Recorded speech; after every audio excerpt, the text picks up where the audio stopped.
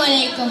കാരുണ്യക്കടലായ എന്റെ പ്രവാചകൻ മുഹമ്മദ് മുസ്തഫ സല്ലല്ലാഹു അലൈഹി വസല്ലമയുടെ ജന്മദിനം ആഘോഷിക്കുന്ന ദിനത്തിൽ നിങ്ങൾക്ക് മുമ്പ് രണ്ട് വാക്ക് സംസാരിക്കാൻ ഞാൻ ആഗ്രഹിക്കുന്നു.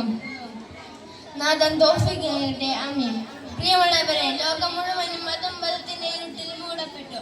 നന്മയും തിന്മയും തിരിച്ചറിയാൻ കഴിയാത്ത വിധമായപ്പോൾ ഒരു സമൂഹത്തിലെ നന്മയുടെ വെളിച്ചം പകരാനായി നമ്മുടെ നബി മുഹമ്മദ് മുസ്തഫ സല്ലല്ലാഹു അലൈഹി വസല്ലം കടന്നു വന്നത്.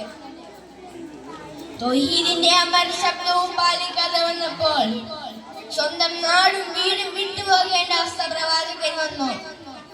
എന്നിട്ടും തന്റെ നാട് ദുരന്തത്തിലാണെന്ന് അറിഞ്ഞപ്പോൾ 5000 സ്വർണ്ണ നാണയങ്ങൾ തന്റെ നാടിന്റെ ദുരിതാശ്വാസ പ്രവർത്തനത്തിലേക്ക് അയച്ചു കൊടുത്തത്.